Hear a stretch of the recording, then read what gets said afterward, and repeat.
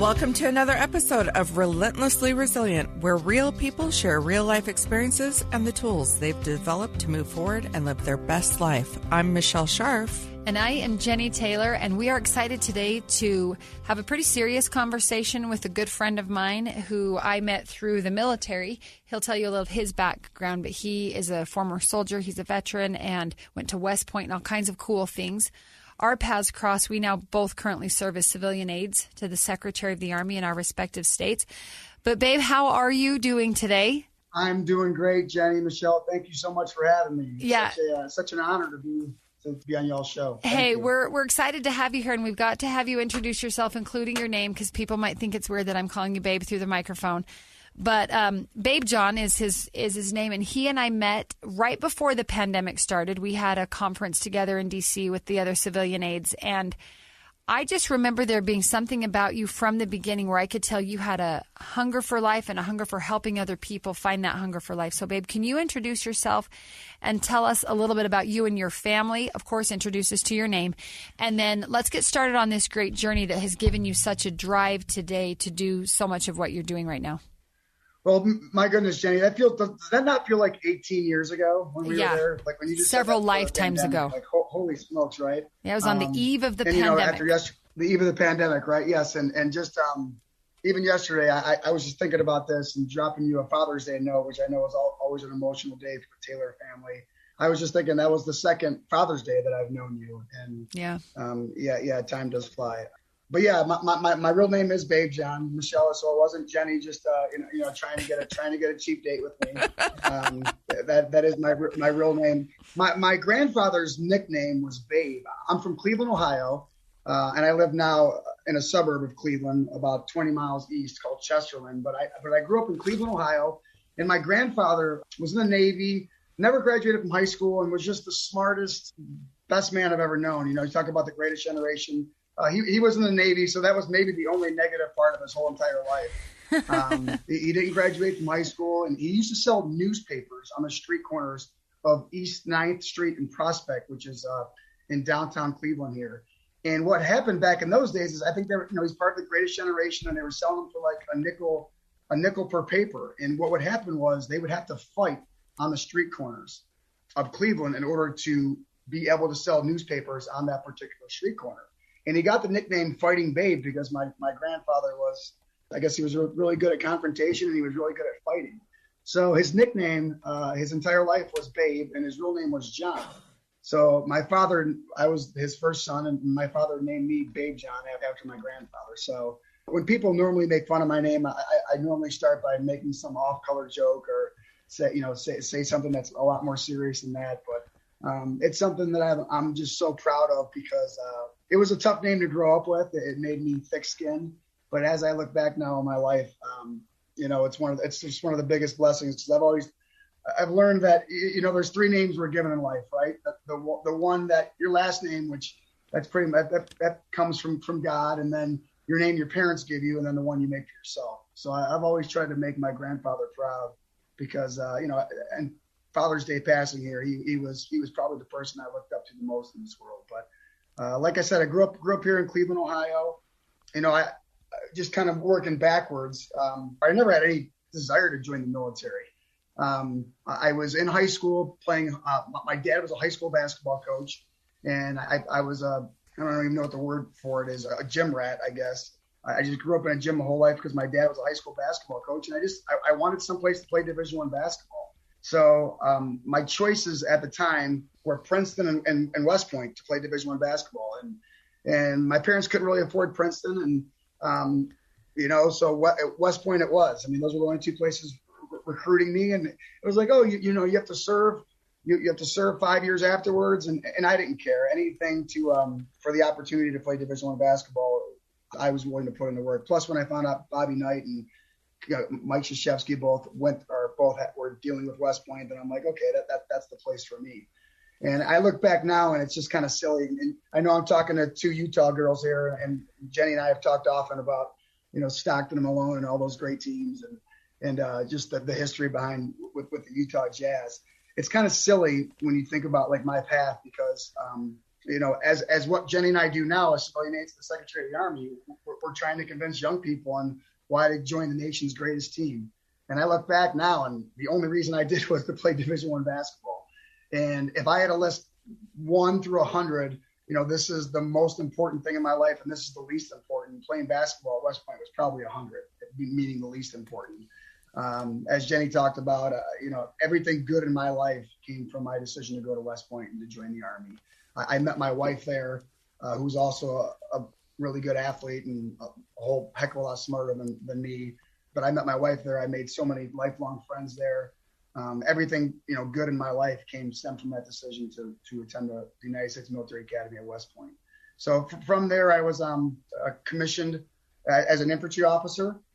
I went in and had some concussions, just some concussions from playing basketball and from boxing and just from some other things. So at some point, I was blacking out during my time as an infantry officer, and they gave me a choice to branch transfer, meaning to either go into a desk job or get out of the Army. And Jenny, I know you know this man well, but at the time, General Dempsey, as in the chairman of the Joint Chief of Staff, was actually in 06. He was a colonel in the Army.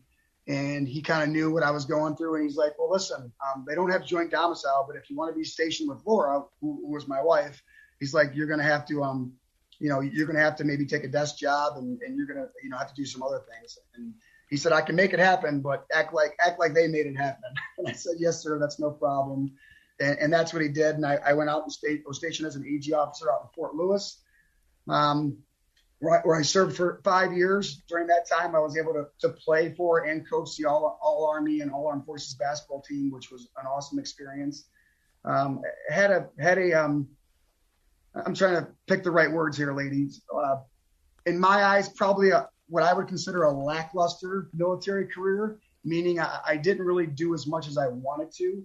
I always felt, hey, I'm a West Point graduate. I was top of my class in the infantry officer basic course, and I wanted to do more. And I think as I get to my story, I think that kind of weighed on me. Or as a matter of fact, I know it weighed on me a lot. But after that, my wife and I both got out after 5 years.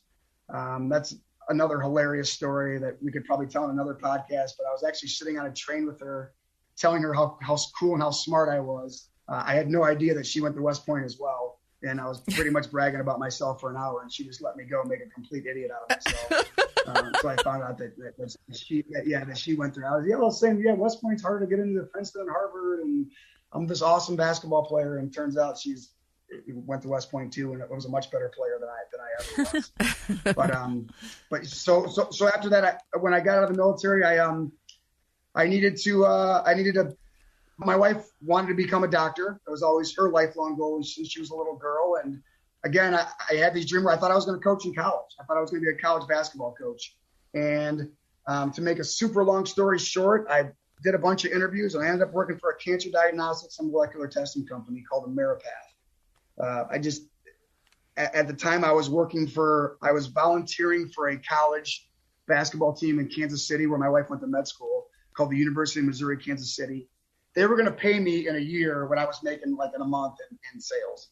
So I've often told people sales was like the one thing where I could just go and just be pretty good at without really putting in much effort. So I wasn't very smart. I made it through West Point. I wasn't very, I was a 5'11" white guy that played Division I basketball, but yet I got my wife to somehow marry me. So I always felt like sales was the one thing I could always just go. She could only say no so many times before, I'm going to go ahead and spend the rest of my life with you. And I had a very lucrative career. It was really, really great to me. At the time, I had a doctor, and a doctor kept asking me, so wait a minute, you have no sales experience and you have no medical experience. And I feel like that was kind of like the story of my life. Like when I was in high school, my guidance counselor said, don't even apply to West Point. You have no chance of getting in there. And I just kind of always thrived off people telling me I couldn't do something. And that was something that my grandpa Babe taught me. Don't you ever let somebody, write your book. Don't you ever let somebody, label you. And at that moment, I decided, okay, I'm going to West Point. You think I can't make it? And it was the same thing when I talked to that doctor, like, okay, I'm taking this job and I'm going to show you. And I did. I was Rookie of the Year, Sales Rep of the Year, in the top 5 every year I was there. And then I was Sales Director of the Year in 2010. So Then once my wife made it through med school and she was a practicing physician, I came back to Cleveland because she did a residency here in Ohio. And it got to a point where I was coaching high school basketball, and it got to be too much doing both jobs. And it's actually at the same high school that I went to, that I coached with my dad. And, it was kind of a crazy point, Jenny, when you and I met, because actually going there, I remember I got sworn in August of 2019. I'm trying to think, that was February, right? 2019 when we met. Yeah, February 2020. Oh, wow. Yeah, wow. You got sworn in August of 19. I got sworn in of January of 20, and the conference was literally the end of February as Italy was shutting down with the pandemic. Incredible, isn't it? Yeah. Yeah. So there's my claim to fame, Michelle. I was the youngest civilian aide in the history of the United States of America at 43 until this Jenny Taylor came along and screwed up my fame. So. Hey, I gave you like 5 months of fame, babe. Come on, run with it. What'd you do with that 5 months, buddy? Yeah. And I enjoy the attention, Jenny. You know that. I love yeah, attention. Absolutely. And yes, so and then right after that, I actually was let go. I was coaching for 10 years at Bill Angelo St. Joseph High School, and we won 3 state championships, and we're on ESPN 3 times, and was very successful, and a lot of politics and a lot of things that were probably out of my control, and I ended up getting fired, and I was I don't even know the words to describe, just kind of weird. But looking back, God does everything for a reason, and I'm really, really blessed for his, for his purpose, and now I kind of sit in front of you as a lifelong friend, Jenny. I'm someone that I've always looked up to, and know my entire life kind of thought like, okay, this is what I was supposed to do, was I was supposed to coach, and now, and I'm sure as we'll get into the crux of our conversation here, I've learned that it's a whole lot more than that it's not really my purpose. It's thy will be done, and God's purpose. And I know we even come from different religions, but I also know we serve the same God. Right. And just in that story and that path, I'm just kind of amazed. I know, much like yourself, because I've heard your TED Talks, and I've talked to you on a personal note, like, just don't really believe that things happen on accident. And I feel like that's probably why I'm on your podcast right now. Absolutely. All right, babe, we're going to take a quick break. I appreciate your background in introducing us. And then, like you just said, when we come back, we want you to get into the crux of it. Sounds like you've kind of got a dreamy life. I mean, your wife's finished medical school. You're both West Point grads. You're both 5 years of service to our country. Life's going great with your profession. Life's going great coaching basketball until it's not. But let's take a quick break. And when we come back, we want to tell you where things started to go south.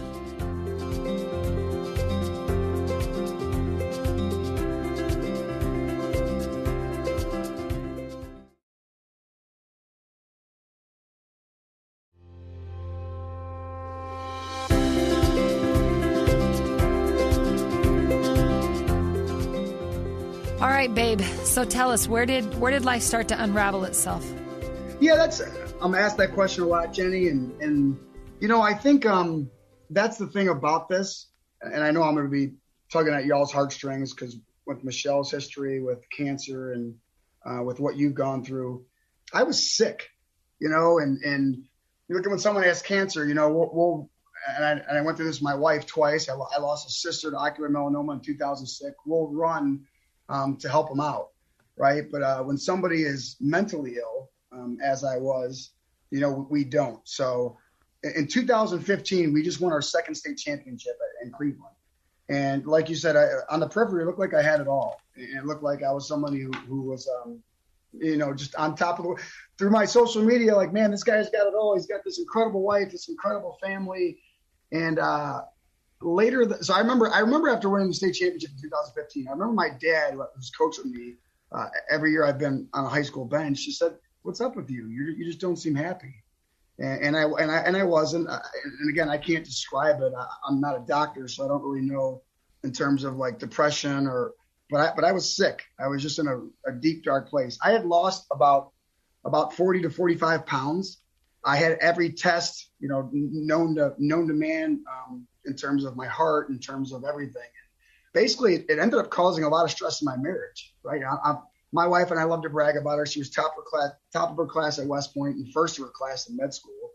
And she would say, no, this is anxiety. This is depression. And I'm like, are you kidding me? Like, this pain is in my chest.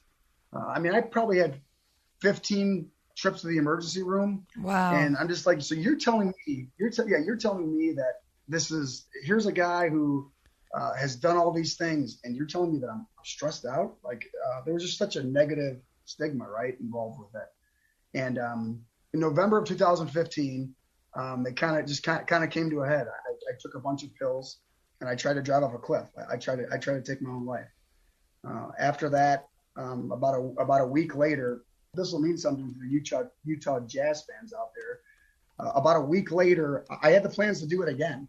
And a kid that played for me was a kid by the name of Derek Pardon, played at Northwestern. So I was going to Chicago to watch him play because I was actually on a leave of absence for basically just going off on the administration, which I completely own, just by being depressed, on edge, anxious, all of the above. And so I was on a leave of absence, and I was going out to Chicago to watch one of my players play. Now, his coach was Chris Collins, who was Doug Collins' son. Now, Doug Collins obviously is the old coach for the Chicago Bulls. So I was staying at his house because I befriended him through various like Under Armour camps. So one year I was out in Oakland working at Steph Curry camp, and I befriended Coach Collins, and we just kind of hit it off because I don't know, Coach Collins is just an incredible man. And again, I'll make a super long story short, I was sitting in his living room, and as after the game, Ohio State just played Northwestern, and I was eating a cheeseburger from Costco or Sam's Club, and I still remember that cheeseburger, which is kind of crazy because I don't remember a lot from that. But I had plans. Okay, I failed at my suicide attempt, and I had plans to do it again. And I can remember vividly. Coach looked at me in the eye and said, he called me captain because I was a captain in the United States Army. He said, "Cap, you're messed up." He used some other language that we won't repeat on your show, but he said, you're. I can tell when someone's messed up. You're messed up. And he goes, you think winning basketball games is going to bring you happiness? Like you got to go get help. And that was the week where I came home and I told my wife, like, yeah, I'll go see somebody. I'll go get help for this. And if I didn't, I wouldn't be here. I wouldn't be alive. Nobody beats the invisible enemy alone. Jenny, I know I've talked about you with that, and I know you have some history in your own family, but nobody beats this alone. Rewinding back, I went 6 years without coming out with my story, and I just couldn't. I don't know. I still don't know how to describe it.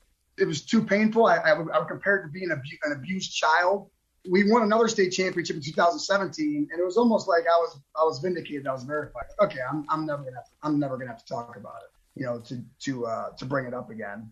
And I was actually given a keynote on leadership, and I was working with a college volleyball team here in the area, and I was working with a team and got super close with some of these gals, and they were awesome. And trying to think, the summer before the pandemic hit, a gal. No, that summer, she took her own life. I still have the email. A girl wrote me and she said, "Hey, Captain Quas, so-and-so decided, she took her own life." And I walked in my living room that day, and I told Laura, I said, I'll never not tell my story again. And she goes, "Well, you're not going to save everybody." I go, "But yeah, but if I save one person, isn't it worth it?" And so that's what I try to do.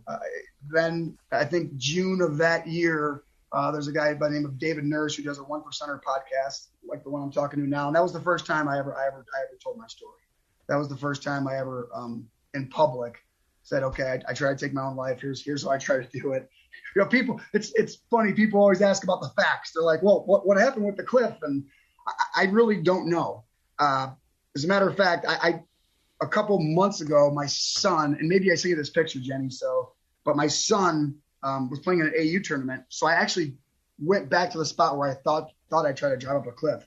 And wouldn't you know it, there was actually a barricade that was brand new, or looked brand new. And Jenny, I sent it to one of our mutual friends, Craig Wilhelm, who's a mentor of mine. And I said, "Craig, does this look new?" And he goes, "Yeah, brother, that looks new." And it was pretty emotional because it was like God was telling me, like, "Hey, knucklehead, don't get any ideas." And yes, I do have suicidal thoughts. I have them. Yes, I do have them. But I'm to the point now where I know that my wife and my kids need me. I know my friends need me, and I know that the purpose God has for me is much bigger than the pain that I went through. And the other thing I'll say, and I know this will resonate with both of you, and especially with you, Jenny, is I heavily compare it to, like when Brent was deployed. You know better than anybody that the people who have most of the stress and anxiety are the families. The people I hurt the most is my wife, are my kids. That's probably the most painful part, along with my friends who say, my goodness, why didn't you say something? And the day after I got sworn in, I actually had lunch with General Bob Brown. He's 4-star, retired in Hawaii. He was the closest thing to my father that I've ever had in my life. And I told him I was going through some stuff, and he's like, I wasn't there for you. And he got all emotional. And he's like, I wasn't there for you. I'm like, sir, how can you say you weren't there for me? You fought, and you literally led our country in 2 wars. But even then, I couldn't tell him. I couldn't say, sir, I tried to kill myself. And fast forward, when I came out with that podcast, I sent him the podcast, and I said, sir, just listen to this. And 53 minutes later, he called me. I can tell he was crying. And I'll never forget what he said to me. He said the first words out of his mouth were, I'm proud of you. And I can compare it to like being in the field for 3 days where the rain's coming down and you're in the mud and all you want is for the sunshine to hit your face. And for him saying he was proud of me was something I'll never forget, because it was like, okay, this is okay now to come out with, it's okay for me to talk about it. And then he said his next words were, you're going to save lives. And he said, the reason why your story is going to be so powerful is because of the thousands and thousands of guys and gals who've ever worked for me. You're the last guy I would ever think that would go through this. You're the most positive, energetic. And that was something something I'll never forget. So I hear a lot of excitement and energy and like a zest for life in your voice. So I can imagine that, I think that if I knew you personally in the real world, I would never think that this would be something you struggle with. You said a few minutes ago that you still have these thoughts. This is ongoing? Yes, Michelle. If you ask, you can ask Jenny about my personality. There's A, and then I'm probably triple A, right? I would make coffee nervous. But yeah, you got to get to a point where, I told you about my grandfather, right? Mm-hmm. And something that's always stuck with me is you write your own story. Yeah. And I think to myself, like, holy smokes. And I use the hashtag on my social media of winners win. And when I'm talking about that, I'm not talking about the scoreboard. I'm not talking about like being first, or the only way you really lose in this life is if you quit. Yeah, absolutely. Mm-hmm. And is if you don't give your best. And it's really the only time in my life where I said, okay, I'm going to quit. I'm done. And, you just got to get to a point where you say, no, this is not how my story is going to end.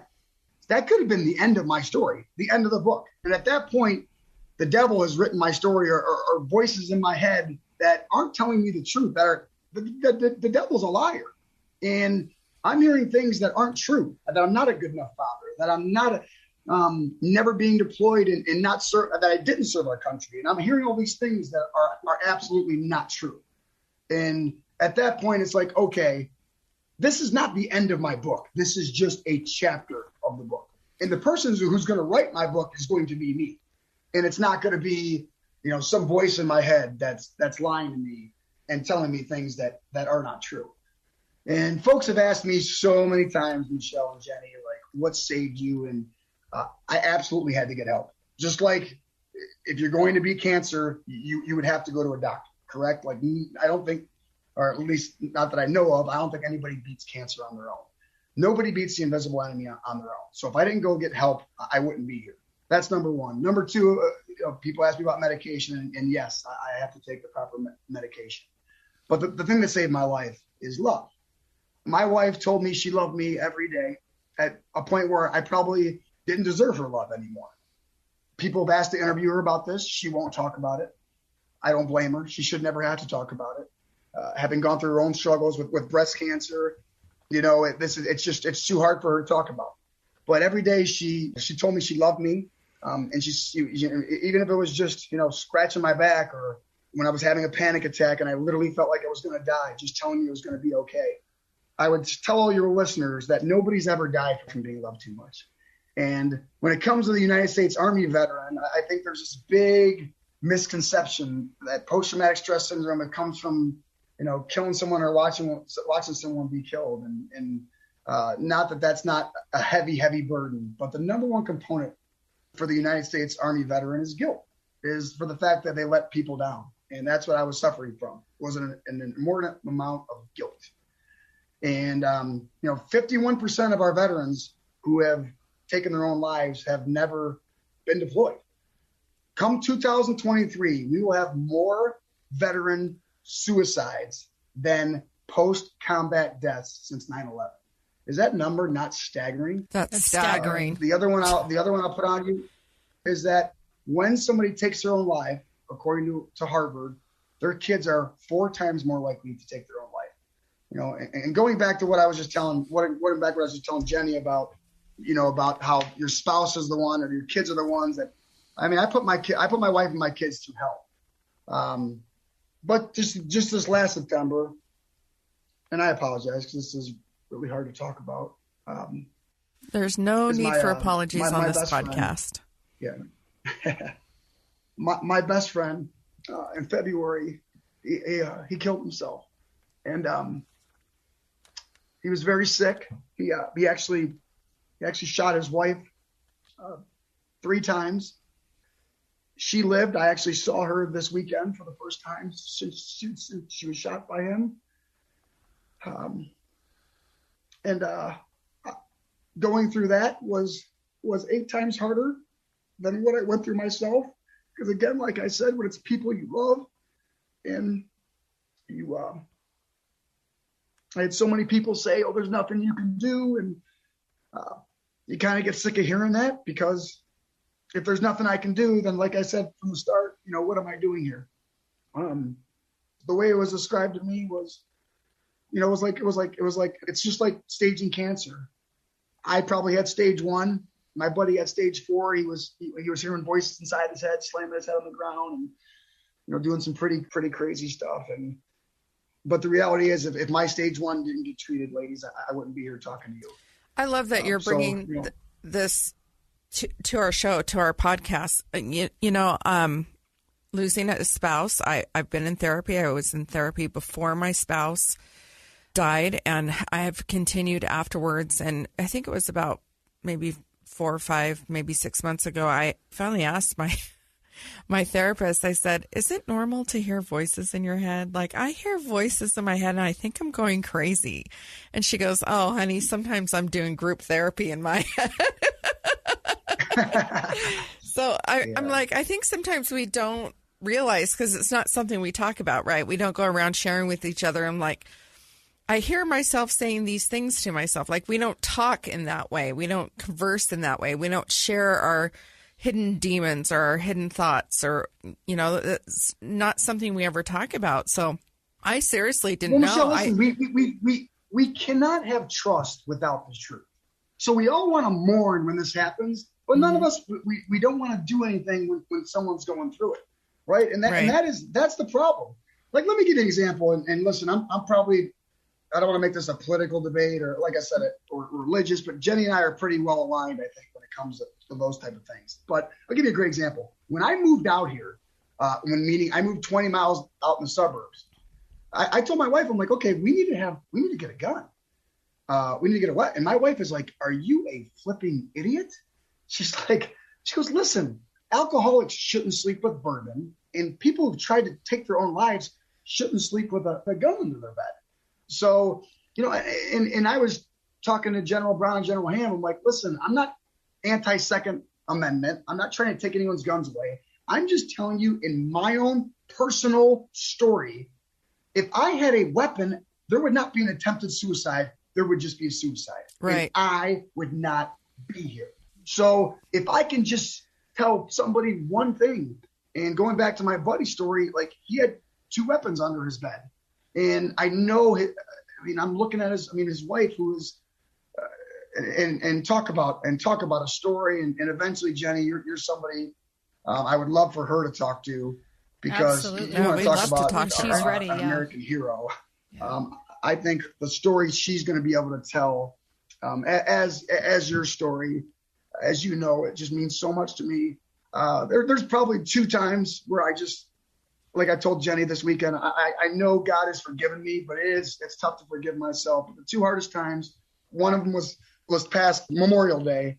It's because I told my story, and I had a Gold Star family come up to me, the Thibodeau family, who they lost their son. He was a pilot, and this weekend was Father's Day, and I just think what those Taylor kids would do for one more minute with their dad, and that's just really tough for me to stomach, and then the other moment for me was this past September. I was blessed is probably the wrong word. Lucky enough to go into the Ohio Veterans Hall of Fame, and I'm sitting there with going into a Hall of Fame with Ulysses S. Grant and John Glenn and Neil Armstrong and Woody Hayes. Like, oh my goodness! And they were getting ready to. It was during COVID, so the governor's office was here, but they were doing it kind of remotely, and it was my turn to speak. And what they didn't know was the night before, my wife was given a clean bill of health. And, I think Jenny will tell you, I feel like I'm pretty good on my feet. I could talk a little bit at least. And I couldn't say a word. I couldn't get a word out because I just thinking about like none of this matters. I mean, none of it. I mean, the awards we win, the money we make, you can't take any of it with you. Oh. All that matters is our relationship with God, is our relationship with each other. I know my beautiful redhead friend on this other line, she would do anything for one more second with her husband. And here I was, trying to take myself and my beautiful family. And, we need to understand that sometimes we got to save people from themselves. And I'm telling you, ladies, if this was, I'm not here because of me. That's my whole point. And I got to tell you, it's not all sunshines and rainbows. I know you all are you feel so grateful that I'm telling my story for your listeners, but I take my share of shots. I've had people say, "Oh, you're a narcissist." I'm like, okay, well, let's dive into that. So let's say what you're saying is true. Let's say that I am a narcissist and I'm just doing this for attention. So if what you're saying is accurate, the only thing I can do to prove you wrong is kill myself. And how much sense does that make? So if somebody is just looking for attention, what's the harm in giving it to them? Is there any harm in giving it to them? I just don't know that there is. No. Nobody has ever died from being loved too much. Right. At least not that I know of. Absolutely. And, so why don't we concentrate more on that? And I've maybe made this pivot in my life, ladies, where, like I told you at the beginning, I used to do things for people that doubted me. My guidance counselor said you wouldn't get into West Point. For people that said I wasn't good enough to play Division I basketball, and for folks that said I would never, do this or be this. I don't do that anymore for those people. I do it for the people who love me, for the people who believe in me. And I just learned how powerful those phrases are. I love you. I believe in you. I'm proud of you. And I've tried to use those as many times as I can. And again, I don't want to get emotional, but when I want to be inspired, a lot of times I'm inspired every single time I watch Jenny's Taylor talk. Every single time I am. And I just think to myself, like, my goodness, here's a gal who has been through it, and she's up there talking about not only how you should love your country, but why you should love it. And like I said, my friend was on my porch this weekend, and her husband, now she knows it wasn't him, it was the sickness, but his dog, they lost electricity in Dallas, and he never once showed any aggression, but she forgives him, right? And she still loves him through all of that. And here she is with a trachea, and my goodness, where do you get that type of strength? And surely if people if Jen Johnson and Jenny Taylor can show that type of strength, then surely enough, I can tell the truth, right? And so then therefore, if I can tell the truth, then somebody's going to trust me. And if just one person can trust me, then one person won't have to go through what I went through. And more importantly, won't have to put their family through what I put my family. Well, I love your story, and I really appreciate you coming on and sharing it with us. There are so many points that you bring up that are so important. Number one, somebody said that you needed help, and you finally took the step, which takes a huge amount of strength from the person you are that only person that can make that next step, which is to get the help. And you did that. And thank you for doing that. Michelle, you said something. You were the only person. Like I'm not a doctor, and my doctor reminds me of that all the time. But I do want to say there are techniques that I've learned because, listen, when you get to 90% of these don't go the right way, correct? Like, so 90% of people and once they get to that point, they're going to do it. And folks ask me all the time, well, what can you say? And what I've learned is I go on the offensive, right? I don't play defense. What do I mean by that is when you get to that point, you no longer care about yourself and what happens to you, right? So if you ask suicide survivors, I would say 99.9% of the time, they'll say, I'm glad I didn't do it because of my wife, because of my kids, because of the people who love me, correct? Right. So therefore, what I like to do is when somebody's at that point, I flip it on them, especially the United States Army veteran, because they learned that the most important thing is the person to their left and their person to the right. And I never met Major Taylor, but I think he would agree with me. If I was sitting there with him, I would say, and he was having suicidal thoughts, I would say, don't you do this to me. Because if you do this, you are going to ruin my life.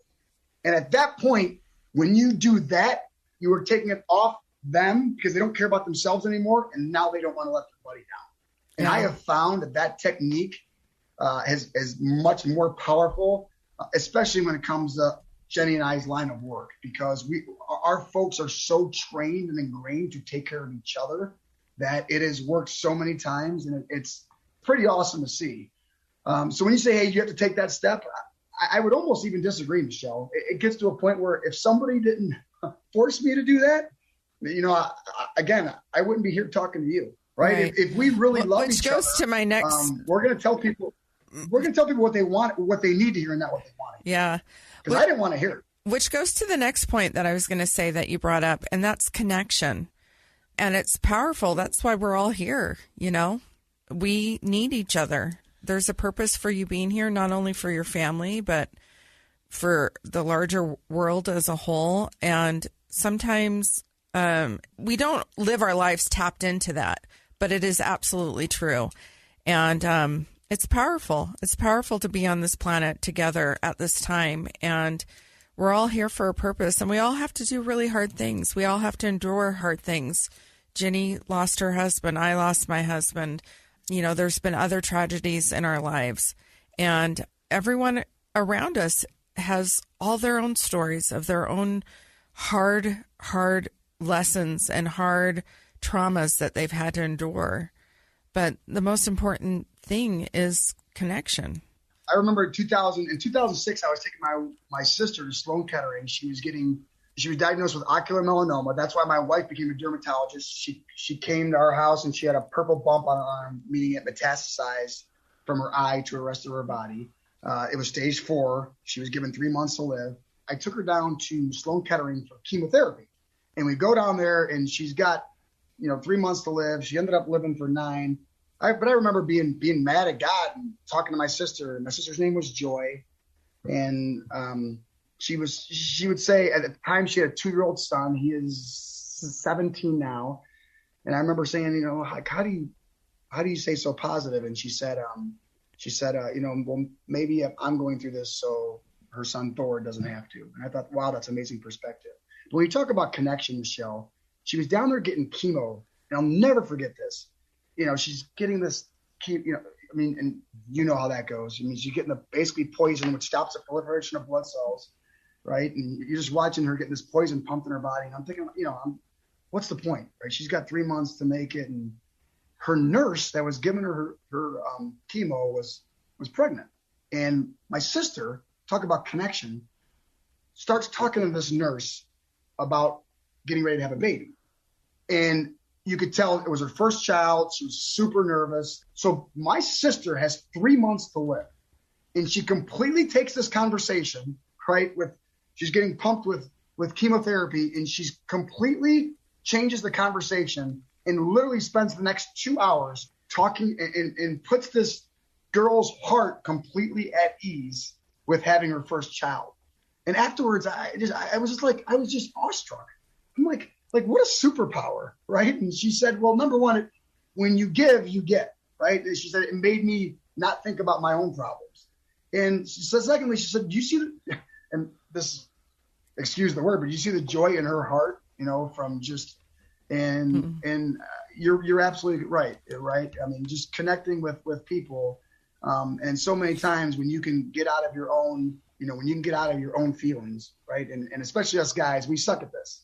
Number one, we suck at talking about our own feelings. So how are we supposed to connect with somebody else and how they're feeling? And if there's one thing I've learned from the election and from all the stuff going on in our country is you can't tell people how to feel because they normally feel that way for a reason. I mean, There's a reason Jenny Taylor loves this country. There's a reason I feel the way I do about cancer. There's a reason I feel the way I do about mental health. There's a reason I feel the way I do about when someone says somebody's crazy or, they're outside of their mind. Or we all feel the way we do because of our experiences. Right. The lens so all that we we're can looking do is through. just try to walk another mile in somebody else's moccasins and try to get to where they're at. And if we all did that, I think the world can be and definitely our country can be a much better place.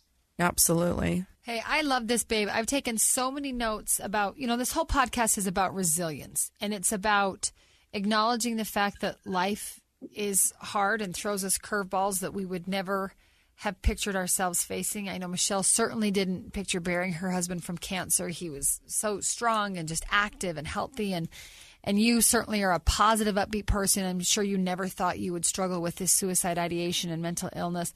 I was married to a soldier for 15 years and never thought I'd be a Gold Star widow. I mean, let's be honest. But I've written several notes of things. Let's talk about resilience if we can kind of wrap it up with these last few minutes here.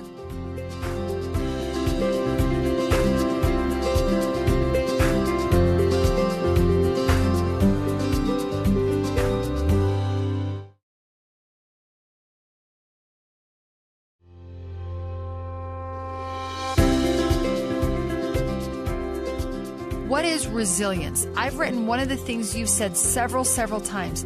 It's being able to tell the truth.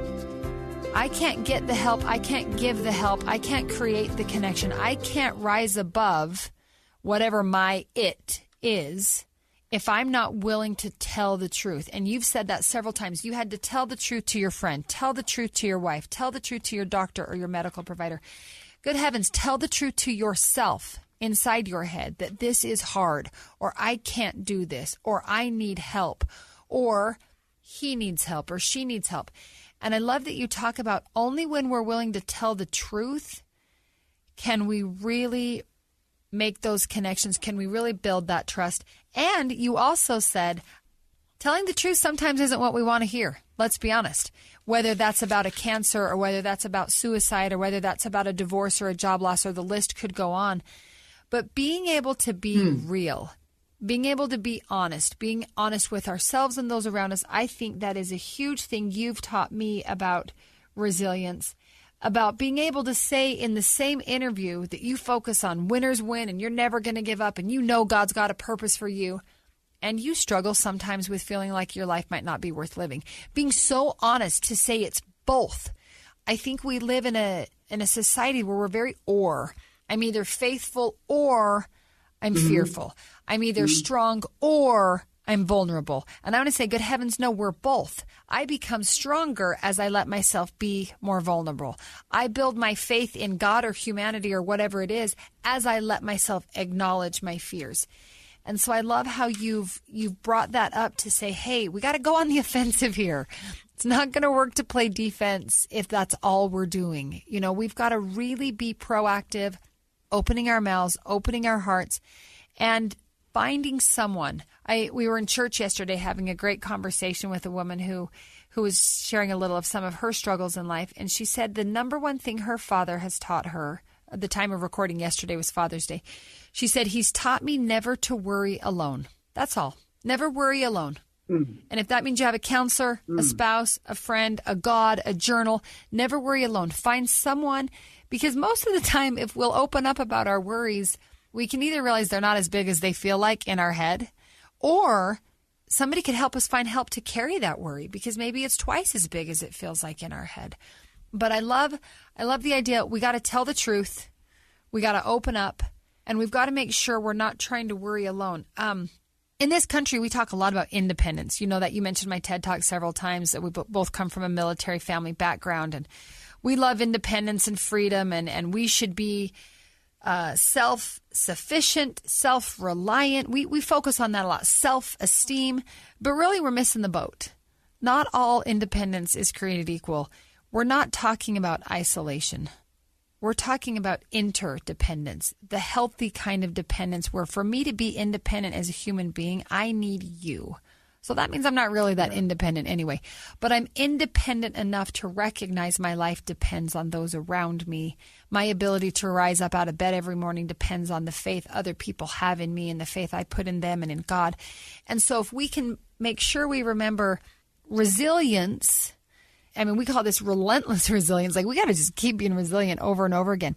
That doesn't mean isolation. That doesn't mean I have all the answers. Well, I think even this, Jenny, like, you even look at like TED Talks and everything.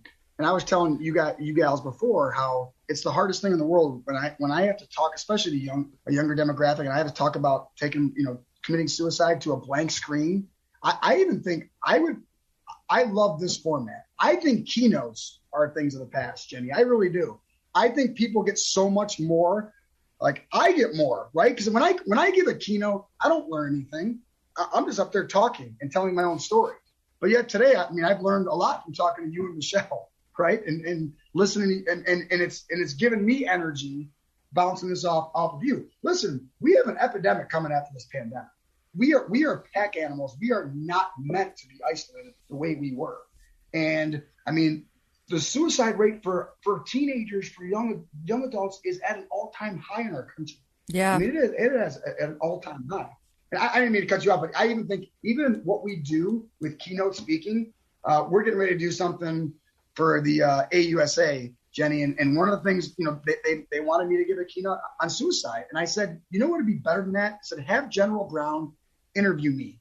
Because the reality is, with the Army, if I couldn't tell him, who's like another father to me, how do we expect that team leader, that squad leader, to tell his platoon sergeant, his first sergeant, his captain?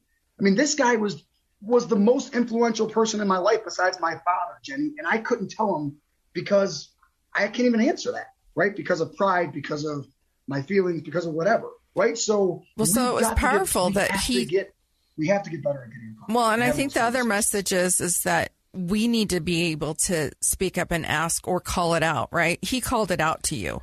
He said, hey, you're not right.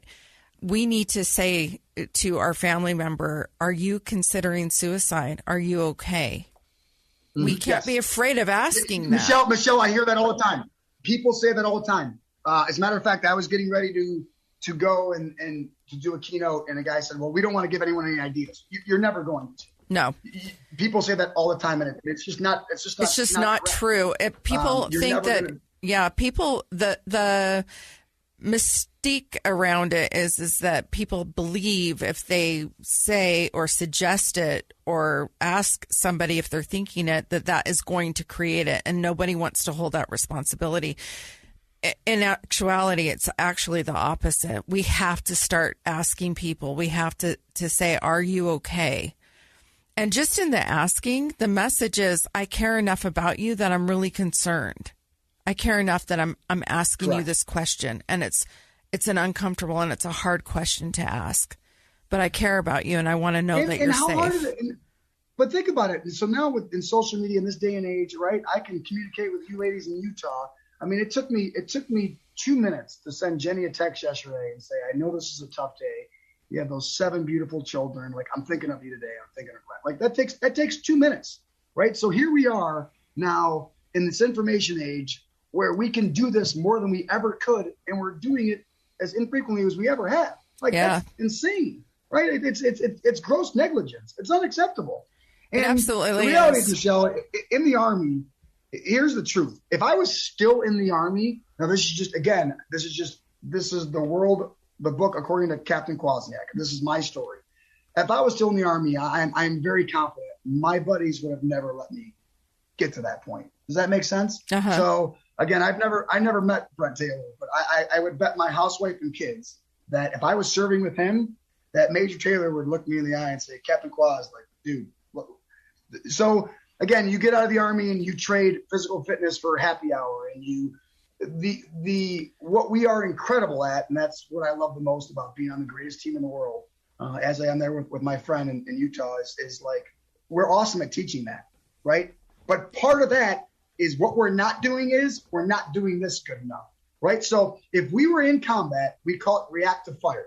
If the enemy fires, we call it shoot, move, and communicate. We lift fire and shift fire. Our squad would just sprint over to where our buddy is getting shot at. Yet it's happening in our own homes, and we're not doing anything. We're leaving our buddy alone to die.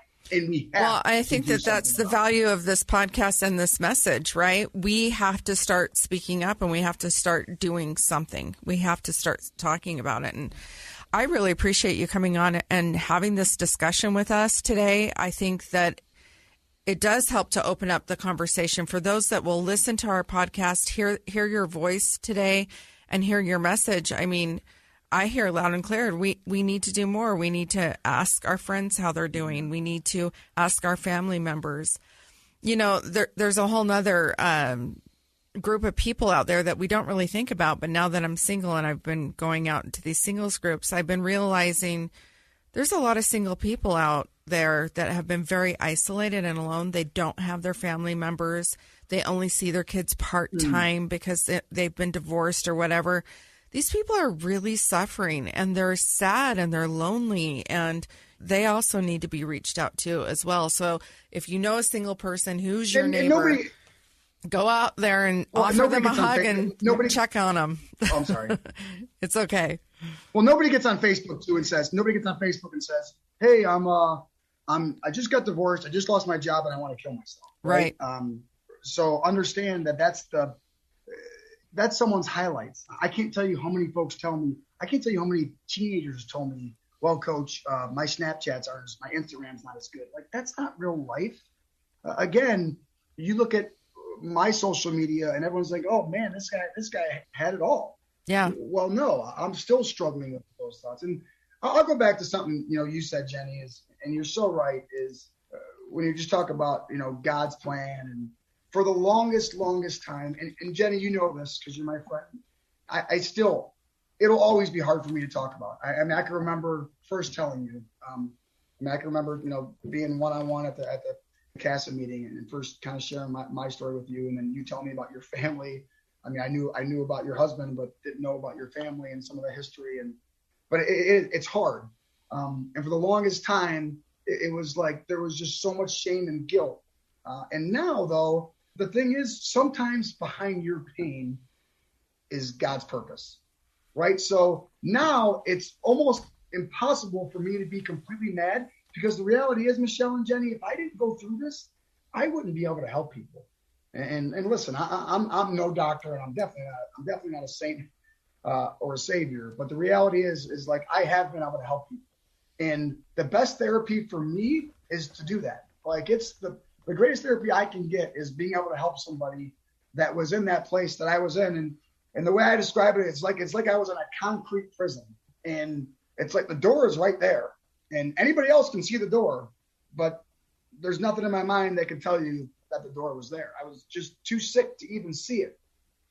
Sometimes you got to get to a point where you just want to get out of that room, and you think, okay, what's the use? Because I'll never get out of this room. The reality is, it will get better. I promise you it will get better. And if you're listening to this podcast right now and you're thinking to yourself, this guy's full of crap, I'm here to tell you that you don't want to take your own life. What you want is the pain to go away. And my physical pain was so bad, it got to a point where I'm like, okay, this pain will never, ever, ever go away. So when I tell y'all, do I still have those thoughts? Yes, I do. But the reality is, it pales in comparison to how bad that pain was.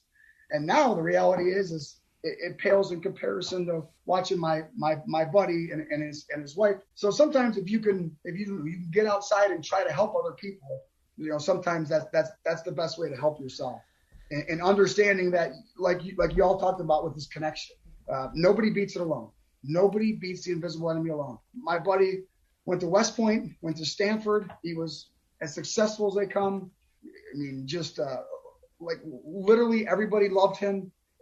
mean, he was, every room he went in, he was magnetic, he was gregarious. And, just because somebody is looking all sunshine and rainbows on the outside, that doesn't mean that they're not hurting on the inside. And like you said, Michelle, what's the harm in asking, right? What's the harm in saying, hey, thinking about you today? I don't see the harm in that. And what's the harm in just telling somebody you love them? I have somebody that Jenny and I work with, and I won't use names, but she called me and she said she had a brother, but she was worried that telling him she loved him would enable him. And I said, listen, again, nobody's ever died from being told they love too much. Hey, I love you. People telling me that they never had a suicidal thought, but if something happened to you, I would be devastated.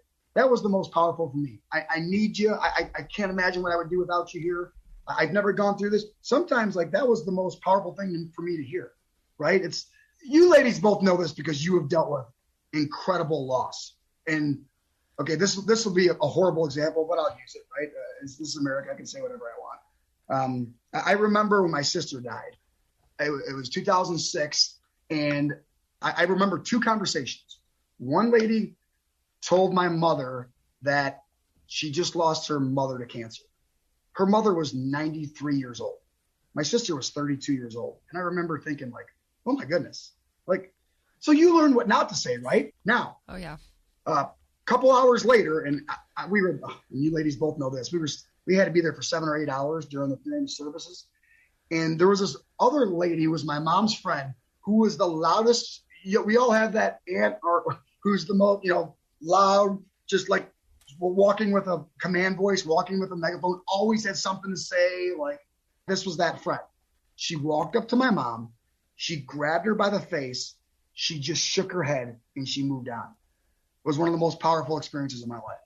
She didn't say a word. This lady had the inability to not talk. She was just always babbling, always nervous energy. And she grabbed my mom by the face and she just nodded her head up and down. And that always stayed with me. There's nothing I can say to you. You lost your 32-year-old daughter. I can't imagine it, right? And she didn't even she didn't say anything. And just leaving she just it nodded there. her head and she moved on. I prefer that method. Those are the only two conversations I remember. Babe, this has been so incredible to talk with you, to learn with you. I love how you said you've learned, we've learned. I hope our listeners have learned. We're going to have you come back sometime for sure. When you're out here in Utah, let's sit down with, I can think of several groups of people that it could just be so helpful to have these conversations. Thank you for sharing your story and your heart with us. Thanks to our listeners for being with us for another episode. We hope that you've enjoyed what you've heard. We hope it's been helpful to you or maybe someone you know and love who might be struggling. As always, we invite you to subscribe to the podcast, give us a rating and a review, help us know how we can improve things, and get the message out there that there is connection to be found. We can be resilient together. If you or someone you know has a story you're willing to share, please reach out to us on social media. We're on Facebook and Instagram at Relentlessly Resilient and Relentlessly Resilient Podcast. Thanks for joining us today. Remember, whatever you do today, remember to be kind. You have no idea the struggles others are dealing with in their own lives.